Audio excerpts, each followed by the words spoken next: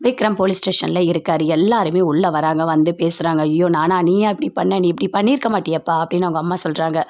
இல்லை, நான் மறுநாளினியே கழுத்தை பிடிச்சேன் அப்படின்னு சொல்கிறாரு. நீங்கள் பிடிச்சிருக்கலாம், ஆனால் எதுவுமே நடந்திருக்காது அப்படின்னு சொல்லிட்டு வேதா சொல்லிட்டு இருக்காங்க. அதுக்குள்ளே வராரு ஆதி, வந்து பயங்கரமாக விக்ரம அடிக்கிறாரு. டேய், என்னடா பண்ண என் பொண்டாட்டியை, எதுக்காகடா இப்படி பண்ண, எதுக்காகடா சாகடிச்ச அப்படின்னு சொல்லிட்டு பயங்கரமாக அடிக்கிறாரு. அப்போ நடுவில் அந்த லாயர் தடுக்கிறாரு. அடிக்காதீங்க அப்படின்னு சொல்லிட்டு ஆதியை தடுக்கிறாங்க. இவர் தான் மிர்னாலினியோட பார்ட்னர் அப்படின்னு சொல்கிறாங்க. எதுக்காக நீ மிர்னாலினியை சாகடிச்ச, நான் இனிமேல் என்ன பண்ணுவேன் அப்படின்னு சொல்லிட்டு பயங்கரமாக அப்படியே அழறாரு. அப்படியே வேதா கிட்ட போகிறாங்க. என்ன, கண்டிப்பாக விக்ரம் இந்த தப்பை பண்ணியிருக்க மாட்டார்னு எனக்கு தெரியும்.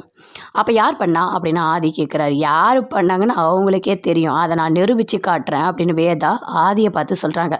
அப்படியே அமைதியாக இருக்கார். வெளியே வராங்க எல்லாருமே சேர்ந்து.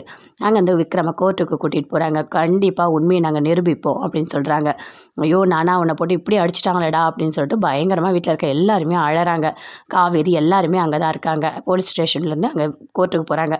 கோர்ட்டுக்கு போனோடனே கூப்பிடுறாங்க. விக்ரம் இங்கே வாங்க அப்படின்னு சொல்லிட்டு எல்லாருமே கூப்பிடுறாங்க. கூப்பிட்டோடனே பேசுகிறாங்க. நீங்கள் தான் இந்த தப்பை பண்ணீங்களா அப்படின்னு சொல்லிட்டு விக்ரம் கிட்ட கேட்குறாங்க. அதுக்கு விக்ரம், ஆமாம், நான் தான் மிர்னாலினியோட கழுத்தை பிடிச்சேன் அப்படின்னு சொல்கிறாரு. அதே மாதிரி அங்கே அப்படியே போட்டு காட்டுறாங்க. மிர்னாலினியை கழுத்தை பிடிச்சது எல்லாமே டேப் போட்டு காட்டுறாங்க. அதை அப்படியே பார்க்குறாரு. பார்த்துட்டு, அப்போ நீங்கள் தான் கொலை பண்ணியிருக்கீங்க அப்படின்னு சொல்லிட்டு அங்கே ஜட்ஜு கேட்குறாரு. லாயர் சொல்கிறாரு, ஆமாம், அதோ தான் தெரியுதே வீடியோலேயே, அப்படியே கழுத்தை பிடிச்சி நெரிச்சு மயக்கமாயிருக்காங்க, அப்படியே விழுந்திருக்காங்க, எல்லாமே தெரியுதே அப்படின்னு லாயர் சொல்கிறாரு. அப்போ நீங்கள் தான் கொலை பண்ணீங்களா அப்படின்னு சொல்லிட்டு கேட்குறாங்க. இல்லை, நான் கழுத்தை தான் நெரிச்சேன்.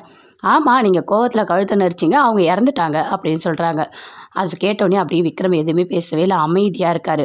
சரி, அப்போ வந்துட்டு நீங்கள் தான் கொலை பண்ணீங்கன்னு நாங்கள் வந்து தீர்ப்பு தரோம் அப்படின்னு ஜட்ஜி சொல்கிறாங்க. அதை கேட்டோடனே வேதா பயங்கரமாக ஷாக் ஆகுறாங்க. ஒரு நிமிஷம் நிறுத்துங்க அப்படின்னு சொல்கிறாங்க. யார்மா நீ அப்படின்னு கேட்குறாங்க. இல்லை, நான் வந்து விக்ரமோட ஒய்ஃப் அப்படின்னு சொல்கிறாங்க. சரி வாம்மா, வந்து எதுவாக இருந்தாலும் அந்த கோர்ட்டில் நீங்கள் பேசு அப்படின்னு சொல்கிறாங்க. அப்போ வேதா சொல்கிறாங்க, இங்கே பாருங்கள், விக்ரம் நல்லவர் தான், அவர் எந்த தப்பும் பண்ணியிருக்க மாட்டார். மிர்னாலினி 2 மாதமாக மனநல பாதிக்கப்பட்டு நாங்கள் தான் வச்சு பார்த்துக்கிட்டு இருந்தோம். எங்ககிட்ட எல்லா ப்ரூஃபும் இருக்குது அப்படின்னு வேதா சொல்கிறாங்க. அவர் கொலை பண்ணணுன்னா அவர் எதுக்காக வந்துட்டு அவங்க மிர்னாலினி தப்பு பண்ண உடனேயே எதுக்காக நாங்கள் போலீஸில் பிடிச்சி கொடுக்கணும், நாங்களே சாகடிச்சு போட்டிருக்கலாமே, எதுக்காக இவ்வளோ நாங்கள் லேட் ஆக்கணும் அப்படின்னு சொல்லிட்டு வேதா சொல்கிறாங்க. இங்கே பாருங்கள், நல்லா தெரிஞ்சுக்கங்க, விக்ரம் ரொம்ப ரொம்ப நல்லவர். அவர் எந்த சூழ்நிலையும் மிர்னாலினி கொலைலாம் பண்ணுறவரே கிடையாது. ஏதோ தப்பு நடந்திருக்கு, அதை நாங்கள் கண்டுபிடிக்கணும், அதுக்கான டைம் நீங்கள் தாங்க அப்படின்னு வேதா சொல்கிறாங்க. உங்களை கையெடுத்து கும்பிடுறேன், தயவு செய்து எங்களுக்கு டைம் கொடுங்க அப்படின்னு சொல்கிறாங்க. அப்போ ஜட்ஜ் பார்க்குறாரு. வெறும் வீடியோ மட்டும்தான் இருக்குது, அதனால் நான் டைம் தரேன் அப்படின்னு சொல்கிறாரு. அதை கேட்டோடனே ஆதிக்கு பயங்கரமாக கோவம் வருது. வெளியே வராங்க. வெளியே வந்தோடனே ஆதி அப்படியே பார்க்குறாரு.